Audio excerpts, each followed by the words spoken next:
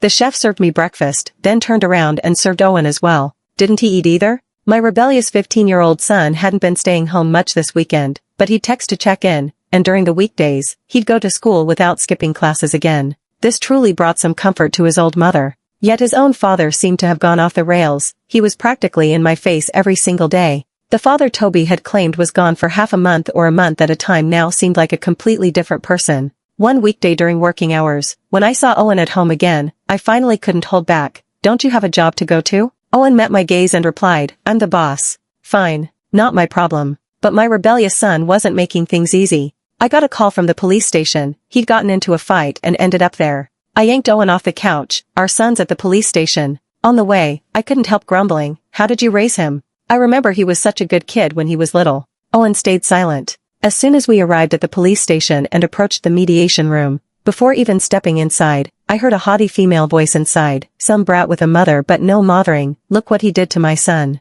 I don't care if you're some young master from the Haleys or other family, your own dad can't even be bothered with you. Who knows if he's got illegitimate kids on the side. If only your dead mother could see what you've become, she'd probably wish she'd never given birth to you. My son isn't like some motherless kid. You dare lay a hand on him? I'll make sure you regret it. Before I even entered, a barrage of ugly words poured out. I could hear the raised voices even before I stepped into the room. The words hit me like a slap in the face, sharp, cruel, and full of contempt. I could feel Owen beside me, his presence a steady, unmoving force as we both walked into the small room where Toby was. The woman's voice, full of indignation, continued to cut through the tension. A child without a mother, a filthy little brat. Look at what he did to my son. You think your family name can shield you? Haleys, Miller, who cares? You're nothing but a spoiled little troublemaker. Her words rang in my ears, the venom lacing each syllable. It felt like the world was tilting. My son, my precious boy, who used to be so sweet and gentle, was now tangled up in this mess. And the woman on the other side?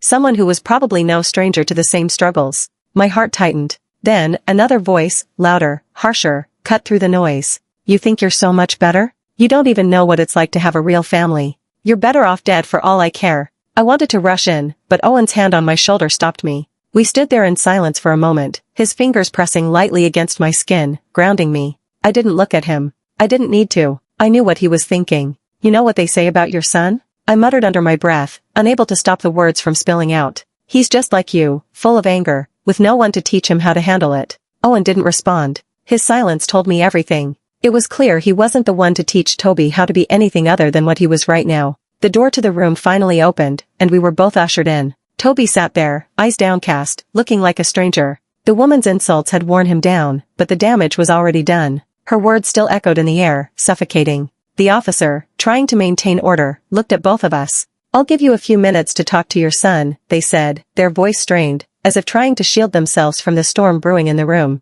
I stepped forward, my voice low and firm, though I felt the weight of exhaustion pressing down on me. Toby, what the hell happened? My blood surged to my head, and no mother could calmly listen to this kind of talk. I rushed in and immediately found Toby, who was covered in bruises. Are you all right? Where are you hurt? The young boy's gaze first fell on me, then looked at Owen behind me, lowering his head without speaking. I didn't see any serious injuries on Toby, so I turned my gaze toward the woman across from us. She was dressed like a high society lady, and behind her stood another young boy, dressed in a different school uniform, with bruises on his face. I forced a smile, the kind that didn't reach my eyes. So, how are you planning to make him eat a loss as you say? Who are you? The woman clearly didn't recognize me, nor Owen. I'm Toby's mother. I paused for a moment, the one you thought was dead. The woman snorted coldly, who are you fooling? Everyone knows this kid killed his own mother. His father doesn't even want to manage him. Kill his own mother? I shot a glare at Owen, who had allowed such rumors to spread. How could he stand by and let this happen? I'd settle this with him later.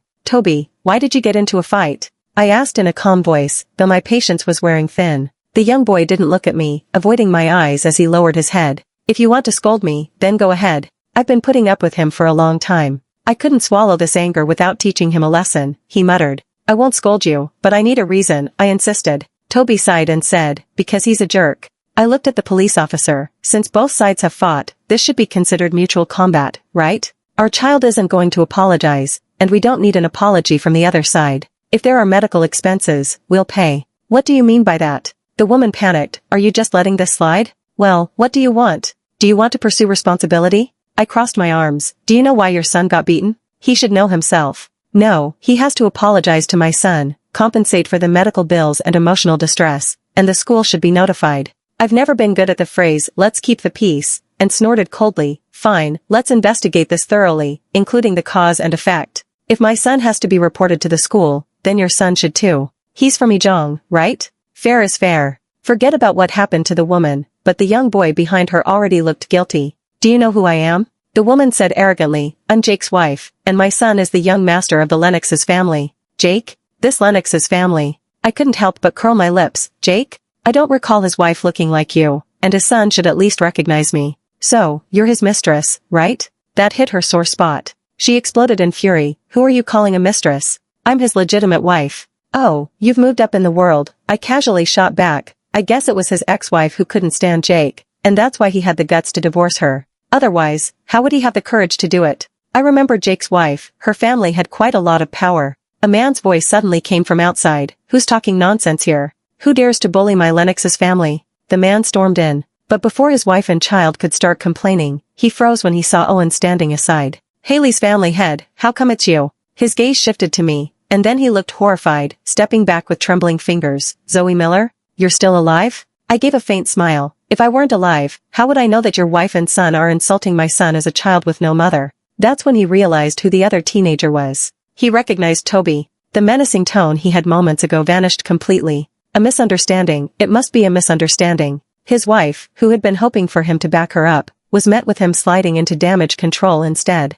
Honey, look at what they did to our son. She started. Shut up. He yelled at her, pointing to his son. I sent you to school to learn, not to stir up trouble. Then he turned to his wife. Don't you know better than this? The whole drama wasn't all that impressive. Suddenly, Owen spoke up. Since Jake is here, it's best to understand the situation. Also, the partnership we're discussing, let's consider it over. I froze for a moment. Owen was working with the Lennox's family? But it was clear that Owen was the one calling the shots, and after his statement, the family of three was left stunned. The man opened his mouth to say something, but Owen had already bent down to sign and was ready to leave. Behind us, I could hear the man scolding and the woman crying. I took Toby to the hospital for wound treatment. In the hospital corridor, Owen and I faced each other, my eyes brimming with unshed tears. Owen, even though there were factors of coercion and calculation when we married, you still took your pants off yourself, didn't you? The child was born during our marriage. Why didn't you take better care of him? How could you let others bully him like this? These people, who clearly had less family status than Toby, why did they dare to talk like this in public? It was because Owen, as the father, hadn't taken care of his son. I saw Owen move his lips, his gaze falling on my face. After a long pause, he finally spoke the three words, I'm sorry. I don't want your apology. Give me back my child. After a long silence, Owen said, he's your child anyway, no need to give him back. I'm talking about custody. Since you're not taking good care of him, I will. He unexpectedly insisted on this point. No. Why not? You can have more children with other women, I said, looking at him in confusion. But I won't have other children. I won't have other children either, he said. Then why aren't you taking care of him properly? Why don't you care about him? I asked. He fell silent again. The damn man, it's been 10 years and the sharp, sarcastic tone he used to have is gone. Now he's just a quiet, closed-off person. I was so angry I wanted to slap him. I stopped myself. The custody can be yours, he said, but in another way. We get back together. Seeing that he wasn't joking, I finally reacted. Are you out of your mind? Don't say that I didn't get married for 10 years because of you. Listen to yourself, that's nonsense. I pulled the corner of my mouth into a grin. And 10 years ago, you divorced me, not lost me. He quietly stared at me, with a kind of sadness in his eyes that I couldn't understand. Owen didn't insist on anything. After Toby's wound was treated, we headed home together. On the way back, Toby finally spoke up. He went on and on, ranting about the guy he had fought with and all the things he'd done. He's always pretending to be such a good student, but he's got no good intentions. I've heard him spreading rumors about his older brother before. He was really worked up, almost ready to explode. I tried to comfort him, it's fine. In a couple of days, they'll probably come to apologize. Who cares? It's not like they're going to be sincere. I smiled and ruffled his hair. Whether it's sincere or not doesn't matter. You don't have to accept it, but at least let them know you're not someone they can mess with. My son is so soft-hearted. When people provoke him, he just puffs up a bit. A fight? If it were me, there are plenty of ways to make someone uncomfortable, and all within the law. The day passed, and I didn't give much thought to Owen's words about reconciliation. I started getting involved with the company matters. Thanks to a few old friends, the rumors about my resurrection were spreading like wildfire in the circle. One day, I remembered what happened when I left 10 years ago and sent Owen a message asking about the items and jewelry in my bedroom. I wasn't asking for compensation, just thinking some of the things were quite valuable, and if I could get them back, that'd be nice. Owen replied, "They're still in the room, I haven't touched them. You can come get them." His response implied that he had been living alone in that bedroom for 10 years, surrounded by the belongings of someone who was supposedly dead, and he had left everything untouched. That's truly messed up. I went upstairs, opened the door, and entered my old bedroom once again. The last time I came in, it was pitch dark, and I couldn't see anything. But this time, I realized that the room's setup was almost exactly the same as it was 10 years ago. I walked to the walk-in closet and found all my beloved bags and high heels still neatly arranged in the cabinets, just as they had been left. Many of them were now limited edition, some even discontinued. In the wardrobe, when I opened it, I immediately saw that both men's and women's clothes were neatly arranged, as if the bedroom had always had a female owner. Even the expired skincare products and cosmetics on the desk were still there. Despite the regular cleaning, none of these items had been disposed of. I felt a complex mix of emotions, and for a moment, I didn't know where to move these things, unsure of what to do. As I passed by the nightstand, I wondered if there might be any old documents, so I opened it. Sure enough, I found my driver's license inside, but along with it, there was a stack of white medical records. Owen's name was written on them. I shouldn't have opened it, but at that moment, I didn't think much of it and kept flipping through. As I read, my fingers trembled for a moment. Moderate depression. The diagnosis was made 9 years ago, 1 year after I had left. In another drawer, there were bottles and jars of medication. The sudden sound of the door opening interrupted my thoughts. I looked up to see Owen walking in, and before I could put away the open medical records and drawer, he had already seen them. I'm sorry, I didn't mean to invade your privacy. I couldn't offer any excuse. He walked over slowly, knelt down, and put the items back. The drawer was pushed closed. It's fine, you saw it, so you saw it, his voice rang out. It's nothing serious. He helped me up. I couldn't help but look at him. Owen, who seemed even more composed and charming, appeared unchanged, as if time had treated him exceptionally well. He was wearing a black shirt, probably custom-made, and it fit him just right. "Why didn't you clean out my things?" I asked. "What if you find someone you like? What would they think?" "There's no one else," he said. I watched him as he moved his lips. "Your condition." "It's nothing, I've been following the doctor's advice." He spoke calmly, as though the illness wasn't his. He didn't seem like someone with depression at all. "Why did you get sick?" Owen looked at me for a while, then finally spoke. "I don't know. Half a year after you left, sometimes I'd see you, but you never spoke. So, I went to see a doctor, and that's how I was diagnosed. Zoe Miller, the day I saw you, I thought it was a relapse," he said softly, "but when they all saw you, I finally believed that you really came back." Owen didn't smell of alcohol, but in the moment I was lost in thought. He reached out and hugged me, burying his face in the side of my neck. I could feel the warmth of his breath. "Zoe Miller, whether you believe it or not, when I agreed to divorce you, I just wanted you to be okay.